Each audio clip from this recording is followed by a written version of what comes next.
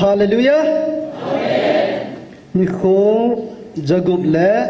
som ko le nga chan pathian ngai lut pui hoi ni zala tunia selai mana tau kho ma hung jing ho zo si na bon chawin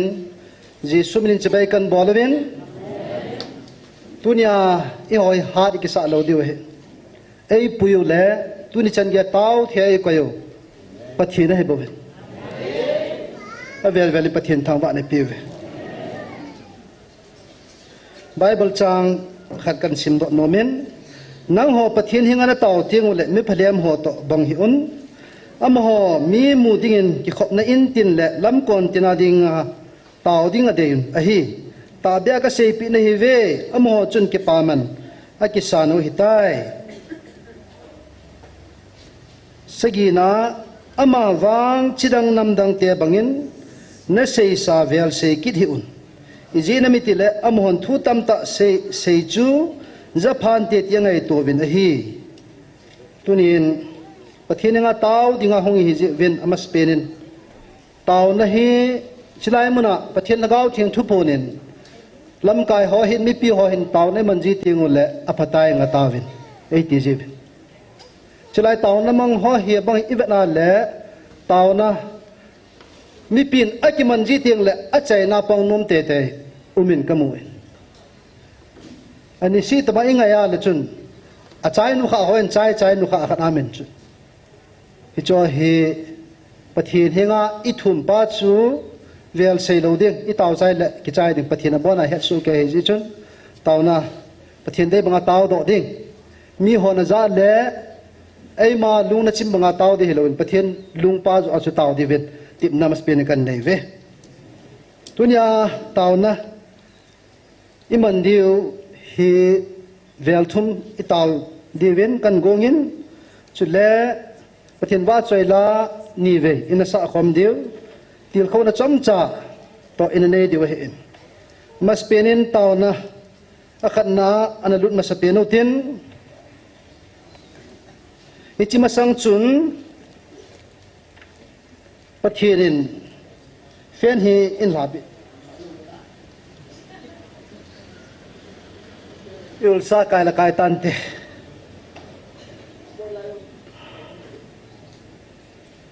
pathian lagaw thiang thu pon pathian ei ngai lut danu le chilai i taw naw mun hi ichana angai lu na kho sa a van mun sang angai lut zo dan acp naw hi tuni in amas peni sim do nomovin pathian lagaw thiang thu pon 14/7/2025 ni kwai acp now 1 2 3 kan sim do ding he kadai than ka cha te ngai lut zalin keiman van mun kalal to namun serafim hon eva choi namuno sangin hijita sale thagawa neiwa choi namuno keiman ka ngai zon kal hangai zon ka ngai lut ka cha te building in keima ka honge van muna wa choila ka za chu thagawa wa choila hin hichilai muna ka za ta sa ka sim keima eva choi dinga ka sim kalim le kamel po ka sim ka cha ten ta sa keima eva choi now o keiman ka ngai nom joy hallelujah nang ho wa mi ham phan hi ve van mi ten jong o cha nu nam mi ten hi ve hingjing ha chunu pathinin angai luna vila cha te ativin ative tin van mi ten jong no cha ve ki pawin tunin pathinin van muna serfi mon tang lawa awa achai naw mun sangin silai muna pathin ta sa hinga pathin alim la mela sim ami te ama wa choi dinga sim mi te I wa choi naw mun hi ka ngai zoi ti ke sei pun nang sei ngai pun pathin ama kam chang ta sei kidang cho na tunin na hin khu na lunggel nam chan le chilai muna taw na pan na la anan ngai to pathin ngai lu chi chi ki lo he ei jong ki nei lo ei nei so ke ai ma pathin ei ngai lu athupi izuiwa thasam pum hi jong lew han tu ni a chilai muna taw nai iman jing wa amai wa choi naw he pathin hi chijala chu ei ngai lu no he ama thu pi zui ji he tunin cho jalin van mi te hon jong awo cha nei be ti chu pathin van til gabren wal ti thu pon chun ipi se na hoi ko cha ve ti chula ei chun van til ki nom van til ho chi hoi no me ipi ji nam vanai chandiu pathin ei gon pi naw mun khu alo pi na thu pi be se ke ho ni chu ka lo thei po ke ho hi asot to le me me alu hola apart se akisaboi ke vet no ho hi athisana al do cha te ne he ichimun khu na lo diu he chu i lo diu mun khu van ti ho na lo thei lo diu tunia cha te e ho adi achlai mun pathin o ta asan le athu pi zui hon chilai mun chi lo diu hi iti ki pa mi ta tuni pathin ko ma ki pa thu na se utte taw na pon hui pai pai tai o pathin hinga ki pa thu se na le al hat cha ho taw pi na mas pi na chin nei diu hin pathin ngai lun ma pui na zala tu ni chan gya hi taw na me ti kong jinga panila jing thei jin pathin ko ma ki pa thu se utte ala nom le ala zo lo tam ta me he chilai igam sung lai chu champur gam sung ki wai po muntina van noya inam mi te he so ke ta gam tin foreign gama am ho zo sen zo chilai muna taw no hi hu no ma zaw no me e wa zaw thei po be tunia taw no ma pa nga hong jing thei ho pathin thang vau te pathin ko ma ki pa thu se utte nang zo na pan thei na azwa kan se pathin ngai lut za le bo be pathin pang zo da na ko hi kini sapi thei pon chilai muna taw na lam kai ho hin lalam kai ho hin aphat sha hong jing ho dam mo ne le chun hong thei lo de tunia pathin dam na pi aphat sa na pan thei pathin ko ma ki pa thu se utte GMFDI mun hi pathin ngai lu na nei ta ka na ki to na mun heti ka se jingin kui ho cho ngai lu ham mi ta bang lo ho thagaw ko sar zalin ala chanun a service and dal ha hi ministry hi ana put do in ngai lu nei ten ha sa ten gen thei na ha sa nei zan an tu ham i hon hepo a service alone dal ha chilai muna qc a tibu kim lo ho i cho yang chu sponsor mi lo cho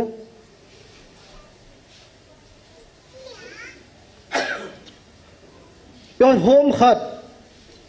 ibola le foreign sponsor ahin ai lo le igam suwa sanga monin numen ichiang pathian jalin amon donation mun ti daung lai ji in mizo sin ek thopi the khang khumini ki thopi je chi ministry wa hi chi choi po in tunia pathian hachan nu in pathian ta san puma a service and dara pathian in a copy ichi thagaw mang thai adi a mi tabang lo ho thagaw kho sa zala chi ministry an bole ichiang chu pathian angan si nana ka to ding nangin na ki wa de ti chu pathian hachan nu pathian ko ma alut le tuni chan ya chi bi ahin pathian in tuni chan ge in amol phau sa kha po an wa jigin tuni chan ge jin pathian o za an mun le pathian a ho pi na mun in ang su ta pathian hasan nu zalim pathian na thang wa uten chule chulai muna tibu kim lo mi ta bang lo hi jong le chilai muna anom kha a chilai muna kem crusade a anoma anapanga tibu kim lo ho den chilai muna cheng ho am ho zalim jong pathian na thang wa uten tibu kim lo ho he to chilai muna ho hoi za tham khat jang hen amo ko ma hen en ne ding naki da mai theu he e ang kana pan ti lai chu ki da ta ba he amo ho in ma da ta vintin ata ba chu in swa a hing mom jong le hong khol jin ho da en ne nom pui e yang ki chu ti he gam choma ai wa nga hi pathian ha chan nu hin amo he angai lu dan dan le khosa dan dan le apol dan ho an sumi ti ha loi pa in acha ti ho hin angai lu dan he chom be a phat si tamam kai jin ka he gilin tuni amo zalim pathian thang wa utin tuni in evangelist no loi pa hin acha ti ho zo se pathian ngan si na ho hi tong zowa mol so zowa ming theina ding ven pathian hinga taw pi te aki thopi evangelist pu he tuni pathian jong o phong do dingin alhengin ama hi evangelist nu to ama hi anom hi le tunin inam sungwa hi thilha doi la kawin mi za la thari tam ama ne num lo lai tam ta thi cho het lo chume to hong ki pulun hong cha lol ka me pi ding ka tha ding ka ki khai li sa ding tiu chula i cho yo si chu hon thilha kaw sio amo bol hi lam hello ain sunga kingai sin ham elaza chom choma ha sit na abol sa vai cho yo si chu amo plan amo policy ngane thilao doi la kaw sio amo policy ngane i cho yo si chun tuni in GMFDI mun chilai mun anom taji in alhacheten ni anom taji in amo zo sin chilai mun an zonin damna tam ta chang tai tunin pitaba damna dei tunia taw na ma hong khai vam khot ga dam hotel se tem pathen lo pin dingin loch ai wanga sang in damna nei ta chu chilai mun a doi la kaw doya hung ki hen ho khot cham kung dim se na kisu no kho be ta bunga yo Christian cha te ho pathin ho ke ti ho zo sit iki khiu hi cho zo se na man ji suminal he muna taw pi hana a taw pi zo lun ho thaga wa pin tha lo wa le it is satanin attack about he ki dai ja chu counseling class phar san nei pi hun chula tuni gal sung mai me azam vel som ko le vel go mai tai chula muna counseling free counseling ki bol me hitumang pathin ha cha thagaw mong thai kho sa le ta sal thagaw dam mo ho zo sin dam na ne naw ala sa te ni zan pathin thang bo tin ta sa thagaw hat na ane jung na pathin man cha ji hon na ni pathin nga taw pi te chule pathin ki phon na dinga za golong robat a hin ama zong taw pi tin an sumi te ho zo si to kilung to ta panala khom the ni pathin nga taw pi tin to akan se hon evangelist ni yang an sumi te hon di ni taw pi tin chule upama ne wa hin amo zo se an sumite hodin jong pathin nga na taw pi te chule athum na pati ki pa tu se na pathinin ichi gal hai ko chu gal ki dizu ki sa to ni ki man to ni ki kap to ding athia mang tam tam ti na tu ni in gal jong hit mang gal jong inei khapovin gal la dinga gim nei pe na heta en state government khat to ima chahilo ki dong hiu cho e bon chawa ni ni thum ka tu chai ding tha chimit ding lunggel nei te chu pathinin I cha chu gala chu cha chu ko chu I ko ama I bel theina diwa pathin I ko wa hen tunin ama bel hom chamin I jong le pathinin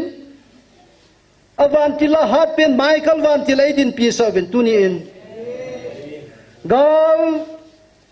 la gal gim nei pen hi jong le tuni in tip chen in theven tuni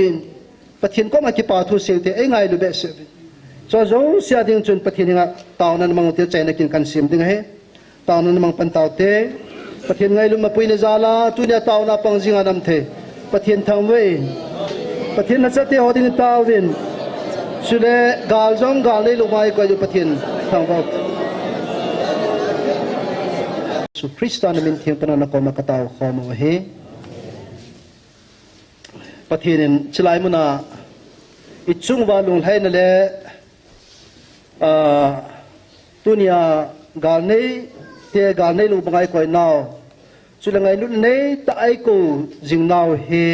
adang ji he pu athupi taw na mei ni si ai ti kong jingwa chule amai wa choi naw zala pathin ke pa a chilai mun hewan mun sanga kangai joy atp tunin amaspen pathin anwa choi khomutin kama a lui gala khupi nom suti pathin wa choi la hedingin khut bengin mit sing the singa pathin wa choi la ana sakhom ding bon chabin ana ding dau ten aban le taw na khat inaman khom kit diwa he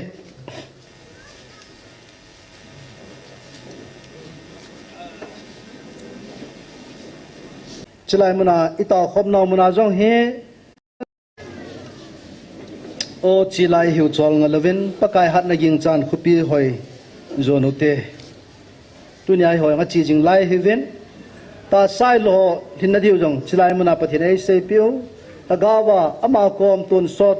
muni thun na diu jong lai muna hi bon chai sei pi so ke in lei se hin lung mon le sam kim le lung oi nam lo de chilai muna ita khom na muna jong he khep na tam ta umach chule na in sungayom veta kable mau puma taw na mga hungjong ain sumiten na chi le ta hungjong khanding le sa ajipa na koy yang he hi jong le lung thadai putin pathian thupi le pathian ngan sin hi jin gal zon le ni khu khat le ilol hin na hongom ding he chi ni khola chun tunia na thu na chun an sit ding he pathian ni jong sei hin ha ta hang ta ha ta thanom ta pang dingin avel tip na kan nei ve tauna ani na ina chi ki diwe in pathian hagau thiang thu phun det som laget atha la khat kum sa ni le som ni langa som la thumna na chon sin naw san dup je ju jong le na chon sin naw chun ka ngai lu na khel de punte aji chunang ho hi thi sana nong ki jilwa pa na a chon si sa hung pi na hi win hi jong le ta san wanga hu hing na chan wa hin hi chi ho zo si chu ke man ka ngai lu naw zala thil hung the hi bo ve itabangin chon siu tin itabangin ma de na bin khumang jong le han pathinin tunin angai lu na nei ko jing win tuni chen gain adem ho atai to ma muntina pathian thu phun hi satana ahita seile ho jong tunin pathinin ako na lain pha na pin na lain tunin chule pathin ako ho masat pin ni ho adinga taw nei naman deu koi ho ham akhat na chu nam lam kai ho hi nam ngai lu khat jong nam pu ve pathian sei kan sei o nang ma in chen ki sim nan wang na ki man na ve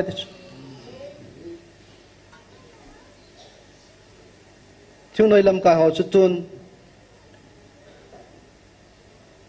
pathian nga tawin ko ma tawin na mi liwa su gal ka sa de ti ana tawin na gi pivin mi lilongin nap tui kai chu chuni pathian nga taw na namangin pathian pat panin ataw na na sang isan gya chu pathian ngai lu chon spen pen ho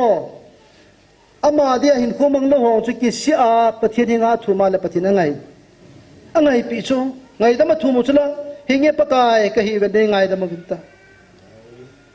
tu dai chi taw na chu hi cha ki pi ha nau chu aphat si hi ngai nam lam kai ho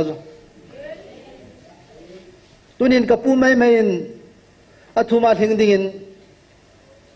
tunin pathin ai koi pi ki tu chu ve to pathin ngai lut dan ve to tunin inam suma dia nam sipai ho amona jite ho tunin khat kidap sala be lo mai khadani kalam lo ho tha cha reverend pastor ti ho jong khod dab sala han tam lo he chile bp ho jong e ho zo si hi inam piu tha khela taw yu chu ama khat ai sang a chu hom zoi na lai chu ai wang pathirin e ngai lu na chu to se chu na chon sin nau tamang sang han lang sandup jesu jong le ka ngai lu nei khel de pon te ti chu pathin ngai lu na ji chu chunga chum na lai he ti ku na hi chan ai ngai lu pau chu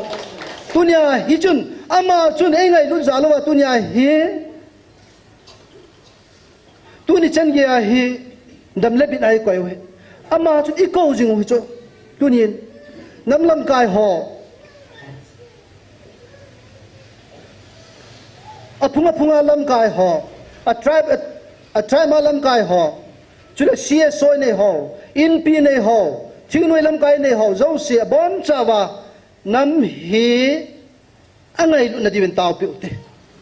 ama le ain sunga ngai lut banga chu lam kai hi tawa le inam piu ami tia changai lu dewe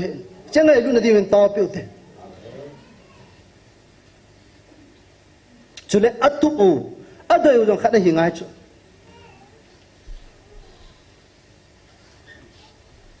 ki bung khan na ki lang hin nam chu na chule thiu noi ho jong rup chum am jiu hin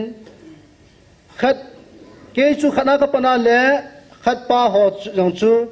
họ cho cả năm sipai chân khom pi hết ya gel he tapu tu mà sang lá khăn ki tha gim nei tại năm sum wa ta i cho zo si tu nin pathin hinga taw na manguti hitabang hom na lo dingin inam lam ka ho thiu noi group ma lam ka ho zo si pathin a hen wa pathin an ta san wa tu nya chilai mana pat ki phung ai ho piu hi ta san han lang ama tu pi hi zui go le han hitabang hom ponte tu ni an ta san the na di vin ta piu te den thiu noi ho thali lam ho hi kitim na ne wa ho anam mi kap na dingin kitim po vinte gal mi adinga kitim diu chu ipidinga anam mi a chu athal lo na ngat hitam pathin het lo jiu chu pathin dem jiu he ti cho yo se be na ding in pathin hinga taw piu tin tingai luta khat banga adin khom wa nam gal tunya pathinin ei ko naw gal hi lung khat a apan thena devin thiu noi ho wa ding taw piu tin chule cs in pi ho hen apaw pawa in pi nei ho chule philanthropic organization so mi nei ho student lam kai nei ho mo zo si jong thakna din khana din ngai a ki ngai lu no ngai ham le pawin ni khan gam tawin abu mui chen naw gam gamin ki khan gam tawin chi hi lo na ding pathin nga taw na mangot ani na ho lam kai ho ta su nam lam kai ho hin ta ho lam kai ho bung lam kai ho han lang chule ho na tong ho zo se thakhialin reverend pastor ho hadi in chilai mun hin a mission a alam kai alubo len lang ho zo se hi ko win nomin alien lo ho jong izan hum khat chilai mun pathin ko chun chilai mun hi dim se na ki khomowe ichi zo jong chun veli zan ham khat to ka se alubo len ho zo se chu chilai mun pathin ko ji chun aki ko win am ho ko ma pathin se chu ipi hamati le thagau mong thai ho ngai lubin na nam na gamon na gal di win taw hi win ke man ka nai thagau mong thai ho khu ka kom hin lu betis amo ko kho sawin sumla pai me kho sa he bit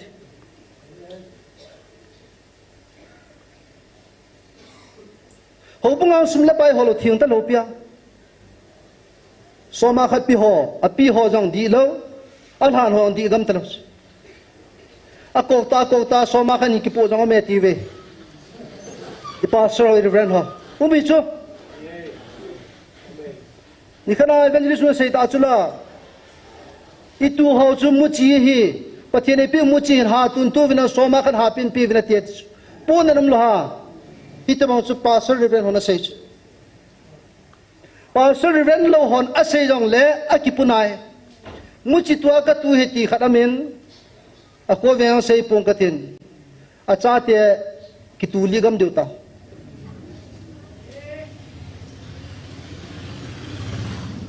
tunin ho la cho dinga chilang so yo phale hong zau de nan ho la cho ho hin tunin thadau mong thai ho a kho sa na divin taw piu te mai chama ka sim na mun zong a kho ho bunga a kin bol sa te pathian hello te khamna theya lop te ho in sunga mai cham ka sim han ipidinga building hoi le mai cham tam na di mumunai mai cham sim mo ta pona num cho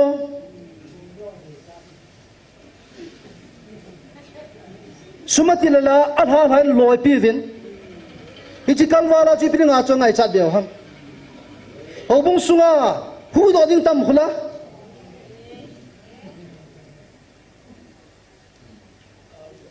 hobung lam kai hol la kho sa lo pa saro la kho sa lo hobunga hitabanga chon ho inam sunga athalo itu ji wa tu ne ai gam sunga inam sunga nunga khang tha cha go na khang sang cha chigam diu ta cha rehab center hot kat gam talo atol pia jang imu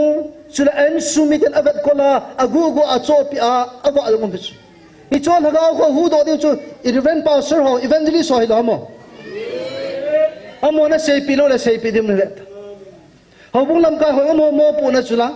hi cho yong si kem bol pi diu reven pastor ko wa hu in thua se pi diu hi ta banga hin khomang ho chu thagau thua thagau wa pian tha lo la nga na diu ta lo chu te po na num chula hi gam su wa thagau mong thai a hu do dium lo bang tai la i pastor ho villa hầu bung avila chu na kha be ki khomang chu chu je pastor pa be mal ma tan tin isie dan izui du het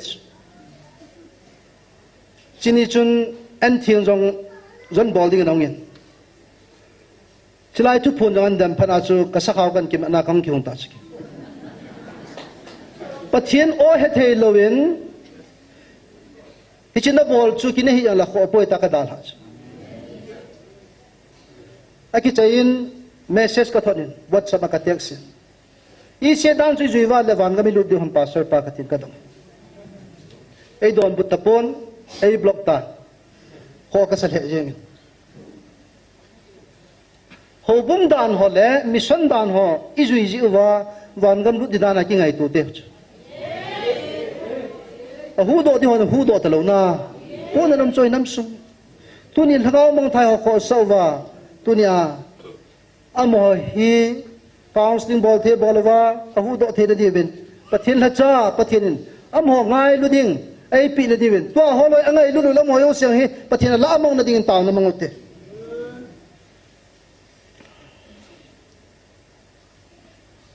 ama ma mission na ki kho sa ben chulaya po chula ase chu ama ma mission bo kho sa ai ma mission a hi la ki ngai lu ai ma mission lo chui hu bungang ki khom nga ki phal lo ise hu bung ho ka chu dile ise officer lekha ki la ding evangelism ko em khat chu a chi na hu bunga chu so bol de i chi nau cho chi ale ke bi sang tu ti ma ke si sang tu ti ma a bon chang kya chi chui hu bung lam ka hon par mi na pi di lo en pathian in par mi na pi do di chu mission dan wa jikan gam pha do hen adi gam tapon hi je chun tu ni in ei ma mission kho sa na pang hi dal wa pathian dei banga chu ho bu mi ho hi apui hoi the na diwen taw na man pi ki ngai lu nam na ding taw te a chom chom ai ki khan pau he abe na ding tu nin pathian nga taw na mangote chule pastor hoin masang chun eng in yaw lai ti nge Judon ho zong vena ki koi cho pathian ho ma son an bol chu ta chu dan ga ti an me tu ni in Judon ho yang koi man he patalo tu ai koi o hi dan lawa agu akizam ho mai mai he dan pu ki koi ka he adang siwang number 4 akibe hong ki koi pun juzo ho yang ki koi pun kham na thein ho yang ki koi pun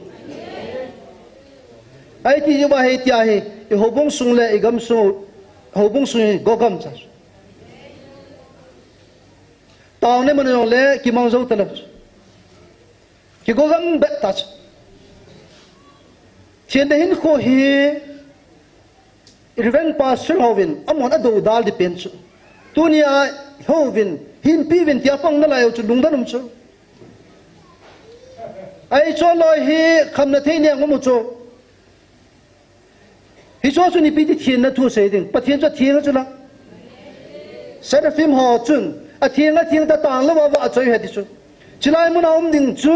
a thien ngai chu la ta sa lagao lung thim a ti evangelist lon a sei jeng chu za lu so ke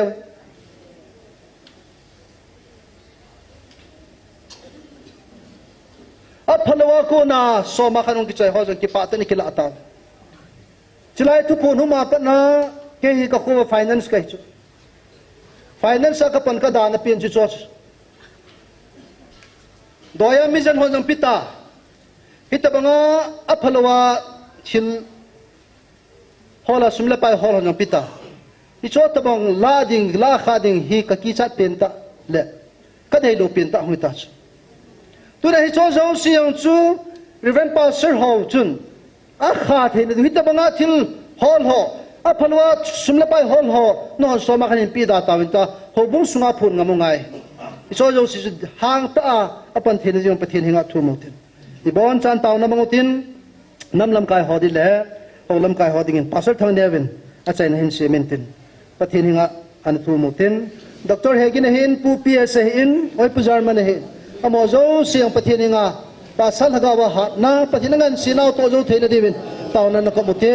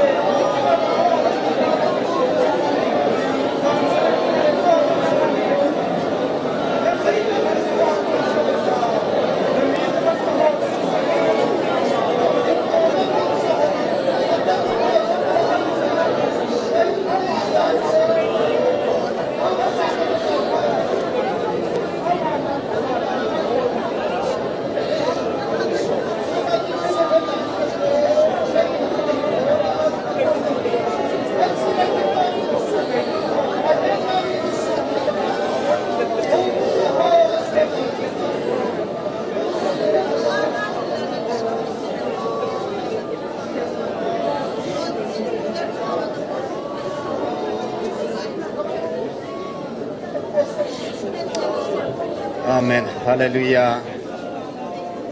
Nam khada tunding ting le. Ami pi zong asipai zong tung masalawa.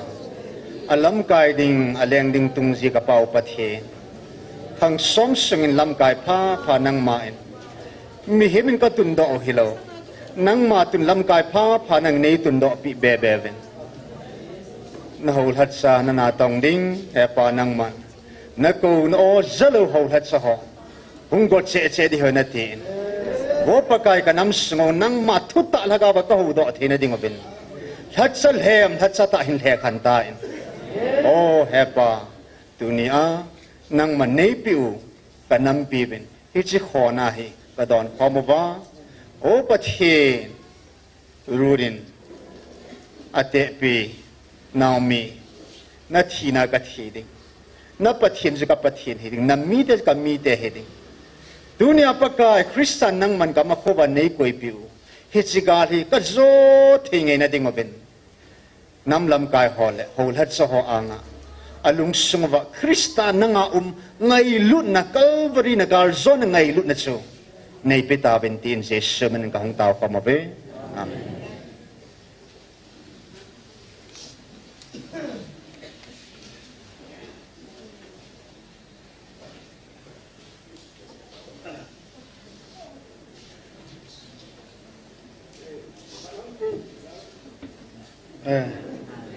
Chin lo pina khat inam bat ki deu hen apai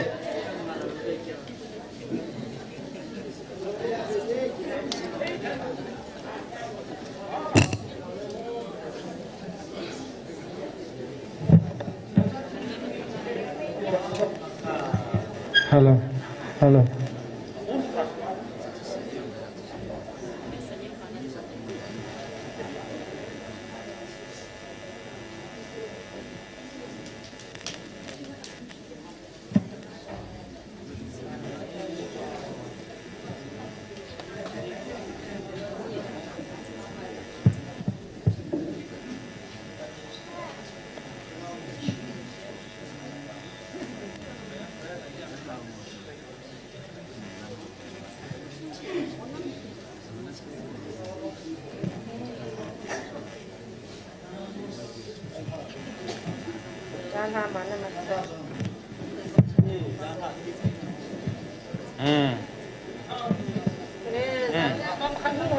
예수 미나 함께 만났다면 나타에 ไอ้เดี๋ยววันนั้นดองเดี๋ยวอามาเป็นนักทาสมบ่นักสมนักดอยบ่เก่าบ่เก่านั่นไม่พอสลีนั่นไม่บางเจ้านั่นบ่ละบางนั่นรอสอมแม่บางเจ้าเสียนั่นบ่เลยแกเนาะบางเจ้านั่นทาสมแม่นั่นทาสมนั่นอาจีเห็นแกเนาะเลยดิชูมินแกเนาะกินเนาะบางเจ้านั่นทาสมไหมฮะปีสมอดงมาป้ากะลาปีสมแม่อดงมาป้านั่นตุยอดงมาป้านั่นจูนั่นเดี๋ยวมั้งอามานั่นเดี๋ยวเดี๋ยวโลนั่นโจครับเว้นั่นจะไงเข้ามั้งเฮียนั่นแกสอนไงเว้อันขันไปมั้งเอาไปไปเลยตุนคอยตะจะไงตาคอยตะจะไงตาไอ้ตุนฮะแต่ไม่รู้แต่จะไงตายเขาจะอันน่ะบอลมั้งอีโอ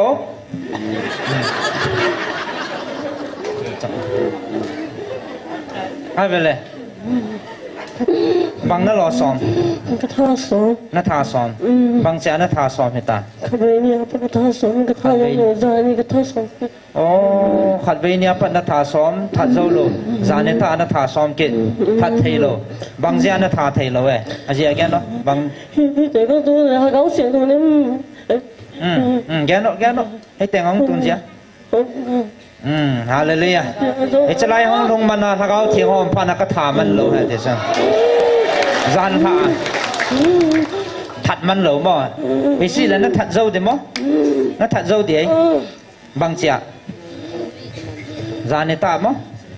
จานตาเขาอย่างน้ำมวยเขาอย่างไปน้ำมวยแกเนาะบางลำปีให้ลำอ่ะ Green Hills ลำอ่ะบางห้องบอลเลยparty नहीं हुए bang a ball हुए atam về atam mo na may chậu mo na may dòng pasal dòng mo party này dù ho đó nó về nó chỉ bảo ấy dù thì ho đó chơi mà satan thế nó chỉ bảo ấy party ông phải chơi nó cái bảo ấy cái bảo thùng nó muốn là ông phải chơi nó cái bảo ấy cái bảo lo cái gì hả Green Hills cái là mà rồi đó nó cái bảo mà hoa chance là nó thả sớm mà mà bắt chân ta hiểu nên là mà rồi đó nó thả sớm cô mà hay là mà không tài rồi không tung mình về lại mà nó hỏi về bây giờ pasien nên ahun kia nó ta về cái bao mày mà bao thì cho là họ chặn hết cái lẩu cho rồi mà là yêu chỉ tiền về lại họ bên cây xiêm rồi đến năng sang à yêu thế tuần bằng gì đi bớt đi nó bớt thấy đi mà mà ở đang là nó sụp bôi vậy hoa tăng bảo là nhau bao nhiêu bằng mà không bằng mà mà rằng nên là không phải đi mà rằng he lâm cải khăn này nên nhớ cùng bằng dạ hay ta nó cùng bằng dạ ta vậy cùng dạ ta năng cùng xóm là cũng ngay tiệm mà ngồi thân hỏi lại ta hay thôi mà cái này tao nó muốn là hen bùi lạ nè không làm cái henประเทศไม่สามารถเบลจะประเทศนั้นหูตัวประเทศนี้กิสิมพันธุ์ได้งาจานเสียเปล่าเหร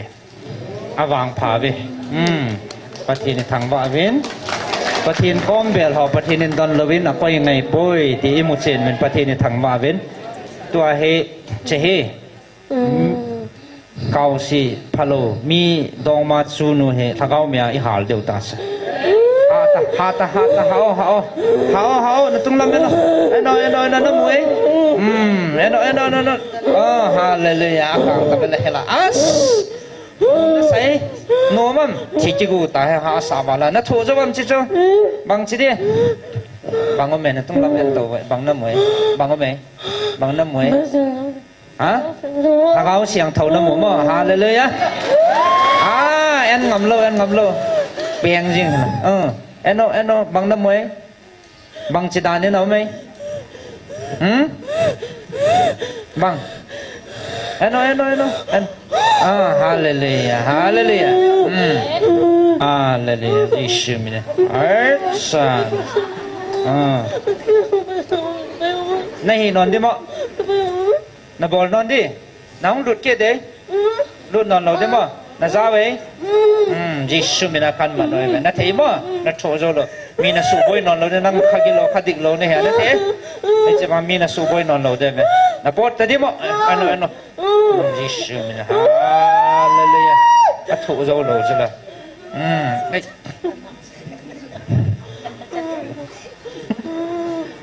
ลุงหางให้ตาสนาวเสียงจัง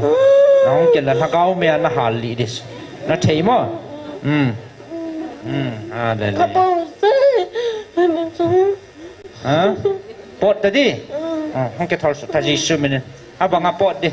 อากามาน่าปอดดิน่าจะกูเดฮลามาน่าแกทอลเขียดดิไปกินเอาน่าเทียเจียวน่าบอลนอนเราเดียวน่าเทียมั้งกินเอาห้องแกมันนอนขัดดิกินเอา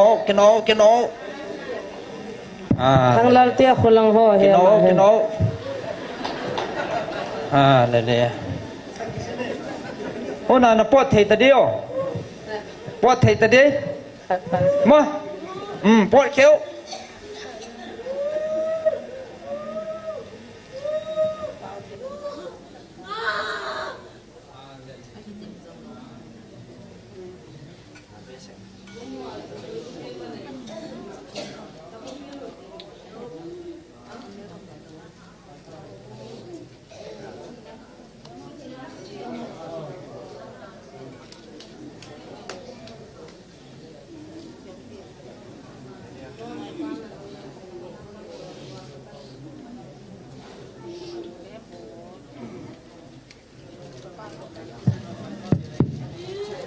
Green Hill langa bad day gamano dan ha cha bon cha ke wa mi za lam khat hong hen na mai tabang pasal tabang ho jang alam changa hong ti za thelo le wa taw na kam ngo ve ti ven na kham pu ma na taw chu di nam ko ti la lo thelo wa kam mo taw wai tai lung dan nga na kam mo taw wai tai ti ven a san de san lo di wang ka he hi ven kalu dong be sa ka taw he ti ven zo ho phat na kamat do ya zan la lung thing sano ma cha im lo hi na che ki se do yong in si ho in sum mi la zo ho lung thing pi na ka ti ki pa ma me sa pa ho cha khat cha yong ki lep chi yong lo chi dong ma pa he ya chi u pa ya ra neu pi dong ma pa yong che hi ki ya a da ho cho hol hang nunga ki sim ho ko ka vet nom the dan no cho cái nông xã cái vấn đề riêng là sát tới đây là không được bọn bà council ngã cả con mình hiện cho anh lung thiền là bắt thiền nó mua na mình phá mình lung thiền ta hiểu cái hết đoạn cái kịp bạn thế riêng ai chỉ sang hết du ra cái đoàn bel bulai đan na in trong kia thì về không khăm chăng cái bên cái tu pa là vang xí mình là bản mặt thôi chế nó ngay từ gọn thì sao lung ha anh lung tâm thấy rồi cho chế thì gọn good acha tu kan na chi ke ta lo diwa boy a hello no wa kim ngai lo nunga gol hangan zu don wa hu le thil ha chun ar kai thu hen a kai cho mulo ma kai tha cha chu khoi lo wa hai thel wa thi ding pha na a chi ki dan cha hung kha lo wa thi di pha wa cha langan jut ki at ni da nga hung kha ra hello a thi di pha wa cha lai mun i tian hian nam lai han jut ki cha cha pathi ne hu do hen tu na pa na taw na hung jing diu kaung sul nga yang hung diu hilai nam piu taw na mun he o i hoin sung mi la lung thing loi nei ve ke le he pa ta ke ho thei chi nei ve sila jong na so pi pau le na din khat ki tung he o i o khat cha pau i o khat ki tung he ama he na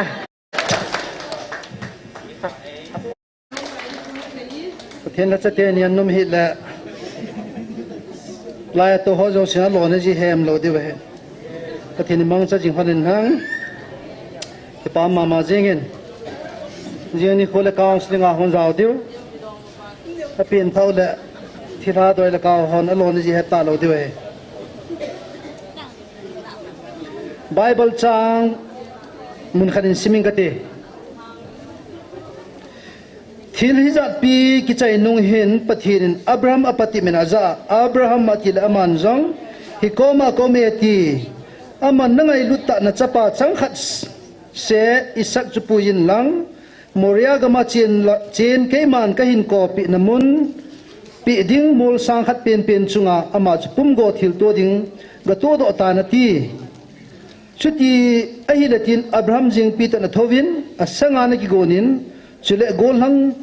hom mini ki puijin achapa Isaac apuijin pumgo thiltu go wam na dingin thinglam e goi sana ki puin akipat doin pathin asai pi na munchu azun tai ni thumzen alam zo jowin Abraham akhuda na hile azut na munchu gamla thim ta in amun laiye Keiman nang ma pathe kabu nga na chilha zong ha puna kapun sa wana a sija tui khang lena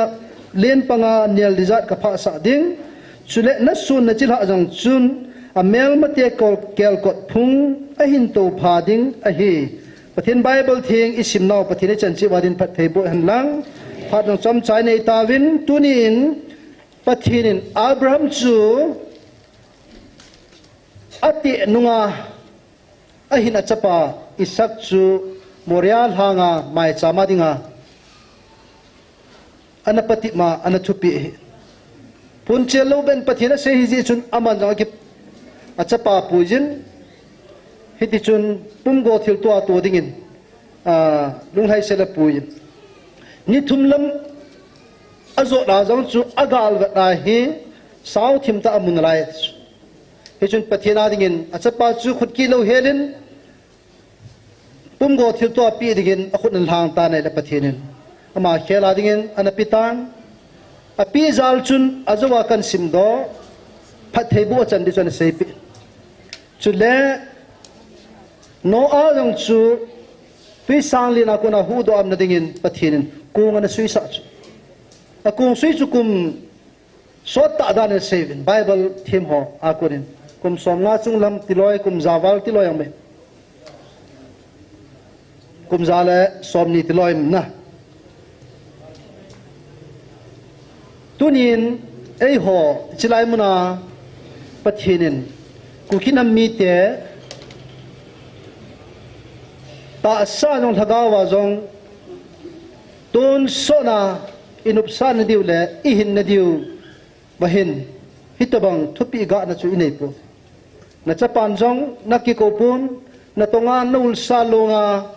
na tong di yon nakikopu silai muna adia hilaila to ho ni khana nu te nin aman yang to dan he lai atol alai ta ding hin fen ngai to te anunga ma me ti fen cho ding ase hone fen khaidan cham thailo ji chona ki cha thai pu silai muna cham khat cha iul salu nang he ki zo lo chu ni ku khana pungkal ni bo hinalai ai chu pathian hi chi itaw naw athupi izui pau chu pathian lung hai aki khi dan na noa kumzawal ko ma sui sa pathian a se bang banga sui chule Abraham jang chu achapa ate nunga hina chapa chang khat se chu pumgo thil to dinga pi chu ni thum jan lama zo na aul salung dis ha sa sa ri chu icha khat pi do ding ti chu ye ho nam mi te ki hano pakai nang kumdai ke kang kal to dam ki tiwe tu ne ko upi na ta asanin na ta sana le na thagao zo hinding le sin ayang phathi ka bo diu wa na jang ka kom nang thun diu ti chu pathin ki tip nai chu ai chang chu ki zo lo ki ngai lom lo ki dem te na lai Israel mi te izima ko na pathirin kanan gam zona pui lai wa chu aphun chel phat ole ana tha gam ji chu gul si an lan sa hi chu pathin mo si ko ma chu gul she hang ta lim khat shemin lang hi che ve ve chu dam de ha chu yon gul satan eti vai khat wa gul liman wa gul chu chu chu ho chu dam chu John bung thum sunga ko simla chun mihim chapa chu mo sin gam thi ba gul lima da sang banga chu mihim chapa chung kidam sang de New Testament Bible ang me tunin pathinin mo si anho pi a hambo la na ho pi jing jong chun hambo chu me kapu pathini za kai bol the ti hi tunin isei do no mo ve yo hi ni chi thip no Bible he no I chi thip no vin pathini kan go ve hinai sai lo yo chi la thip na kan the aya le pathini ve ta pathinin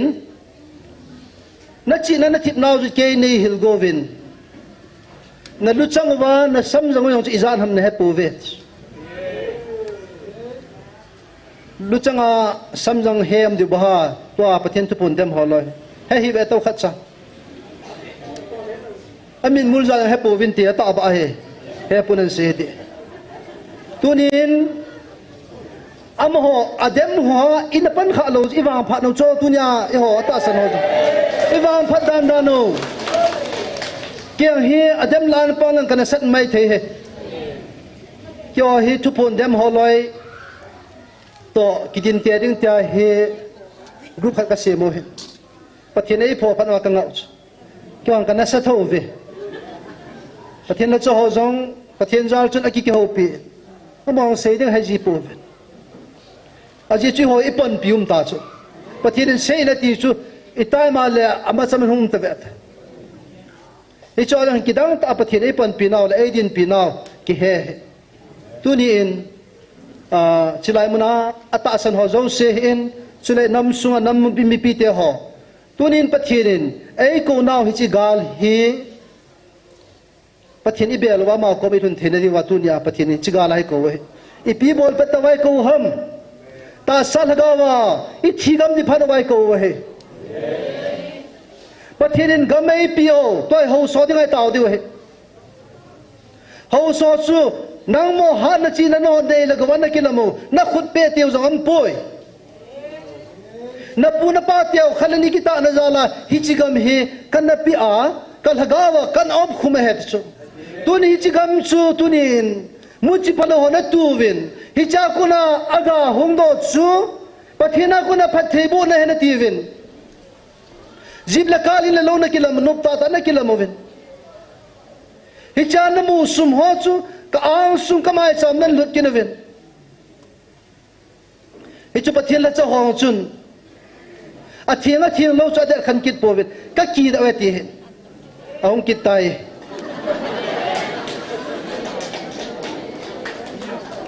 tu ni tabanga pathian lo pina a vere mu lo kit ven pathian thang ba nam han lang ai ni ta ang ti poe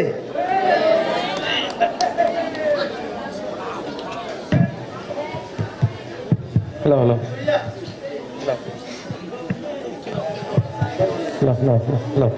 Check. Pasa.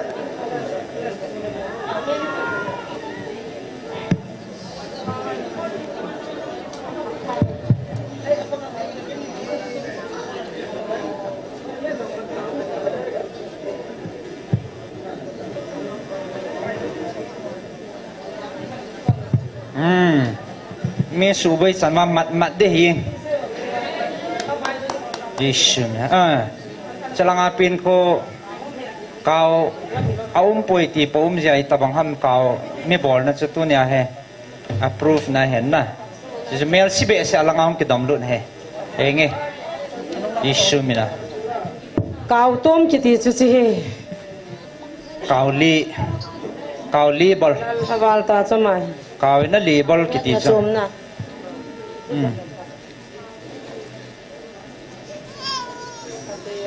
cho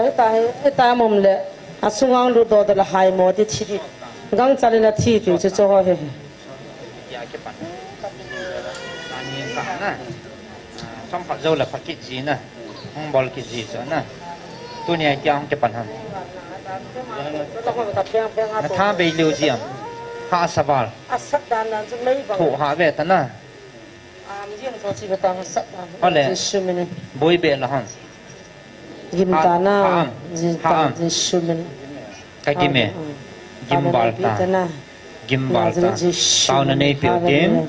ka kai pathin ka ka sapu tu ni tao ben atom na te alon ni ji ka pon na mai chaman bel ta sana na mai cham bel te tan bin na kai ngai po ata san na bang na kai tho ding kan tao pi ve amen chiti ba ali na pe na dal ha ding Giêsu mình thu kan pi ve Giêsu mình adam dik na ta san chana le na ta sanam Giêsu mình ding dan katin ta min katin in lam zon ta ngatin na ta san chana le na ta san na bang Giêsu na kai tho han Giêsu mình tho tan le tho ta phat na tho ta o ka ta hung din ta tu nang din do sa tu bon din do sa bo hong ding do le na tu ta tu hong sang phal chang su thata si su thata asa sa na so pe su no te non pe chang su ta ya sa small phau de ta be ba si su ta su jeng ta hello kim hua o bachi nai ta mi ki pa mo ke he chi kaw li bol ki kawan phoi ti vai lei pi he ti diu ta che sele ta ves ka nong na ta pun me ta le Giêsu ti san kan ka te sa da jeng ta kan sel do be nong lang ho na mu the wa ha ta be ta a che tu ke le hen te ha tu na pa na ho ta la se sun de ta an ne de se se ati hi mei banga sa he ong ta he rum je tha zo si be ding ha sa gim wal ta ma tu ne ada tha ding a Giêsu mina thu ki pi ta ipi ta nom dan nom jap tam nom na sa ta tam na wa nam anata he hallelujah praise the Lord ye hallelujah amen ana puita bolun ana chi sa ta anata poeti pathin thang va man in sunga anato ta in sunga anata sa kolanga hallelujah chisin khin pheta he this Giêsu mina hallelujah nang chi pi ka hena tim halu te chalang alu na la dong chen halu Giêsu mina hallelujah hallelujah ipi ka hena ti nang chu sei loi ta na ka li ta sei pi ka hena ti ha pi ka he gingin sei ta chin ha na ipi dinga na bolong ma he na dei cha iti chin ha na ya chit na dei cha na tha gon ham in na lo gon ka su ngol gon ha ngol ding loi a tha got loi na nga de na nga lo de ham sei ta na nga thei de nong no mom che thawau me che no mom ha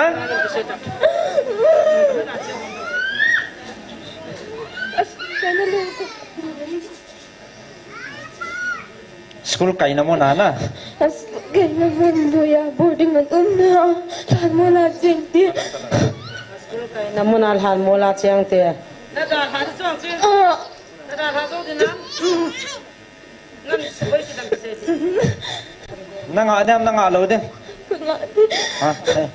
beta chalang hem bena sai ta chi beta na ngam beta ha ta Giêsu mina ha na indon bot ta chi ha ta na het chana chi na kali thei chi na het nang chi patin thanei na het nan bol ke de ham mi le khasim na su boya na su ngol na nga lo de na nga de le khasim thei lo he thei lo na koi ta cha na nga lo de na nga de nan to kha ke le na changai dam lo de ta cha Giêsu mina thu kan pil cha akama pe nang pot ta da ha ta Giêsu mina wala ta pot hallelujah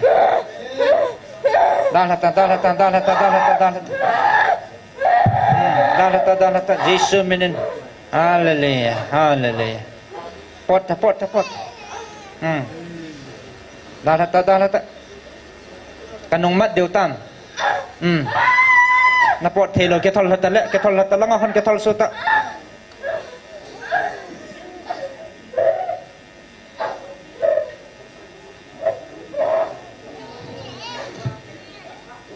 keno dala keno pa kan mat la kan ha lo deu ta sa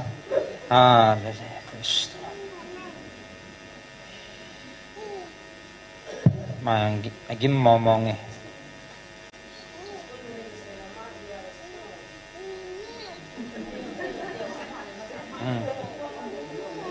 mấy con này tám thâu đọt thế năm minute bị hả hả năm minute thâu tập thâu tập 20 minute thâu đọt ấy mà này tí tao lâu bây giờ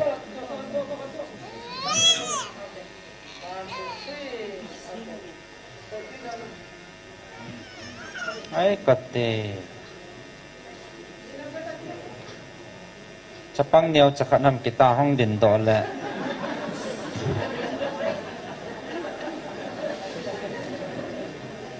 mi chala san lut lun kabil lang pe pha de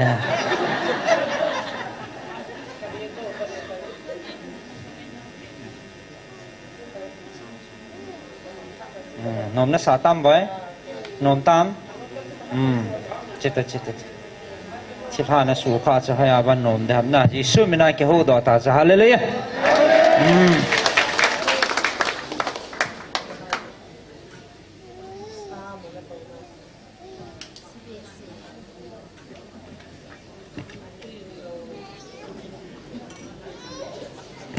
Thiên hình tao na anh mang tao tin hậu son Pathin anga sa gam ho asu thiên thena David Pathin nga tao piu tin o sayo sen Pathin ade lo muchi heti a het do wa anga thena David Pathin nga ina thum pi deu he sule gam sung jong sule ei ho jong ki su thiên ding ti chu Pathin thupon ei se pi o hen e gam sung wa sumle pai hol na ho business man ho sule ki gam sung wa kham na thei chi chom choma ki vei tam ta amen masang chun ol bazar su yang khu mei li hongan juju na men tu hen tua ken kan tho pau tho hongan juju na men ti cho zo siang be na ding tao e gam sung an me ki zo jang um chu ti cho zo si jong a be na ding tao te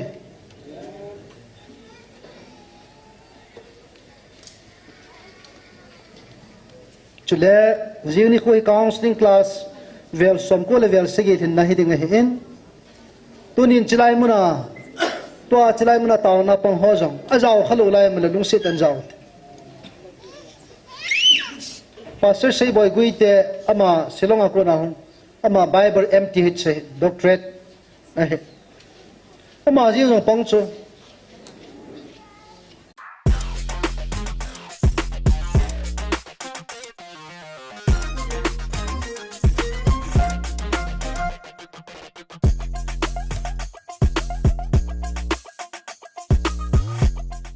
som sigi ba ka pandita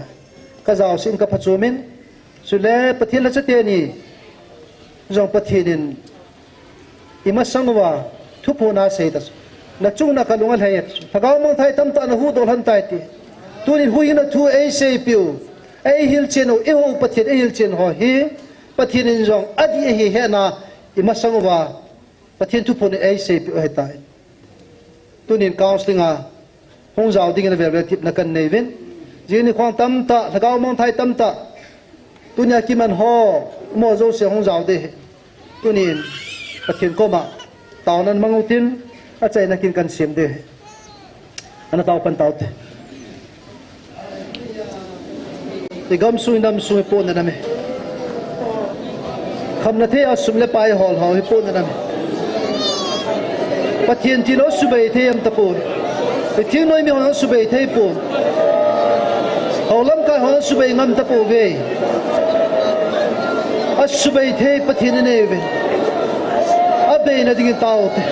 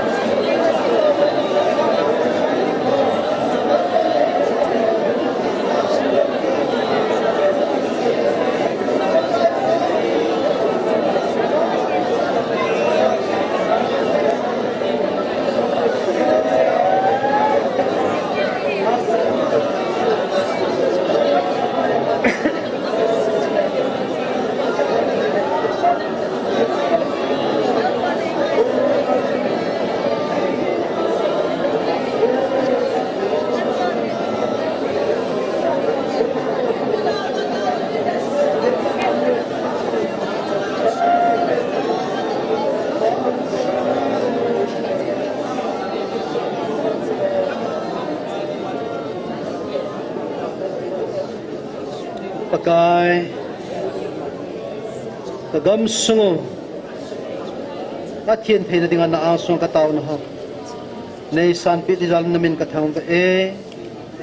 ka kipat ba pa na chai na chen ge pa kai nang ma in nei ti wa phathyo chai the kam jal no namin ka thang dam sela ji ni putiang le nang man chilai mana taw nei ti na mon kong kit ka ben ka chi na mun zo siwan na man na van til nei nga sa ka nei hon pi wa damanin pui lung kit ni namin thang wa na ko ma ki pa thu se ya na pan pi na ngai cha pa kai Jesu Krista namin thi pa na ko ma ka taw ko mo he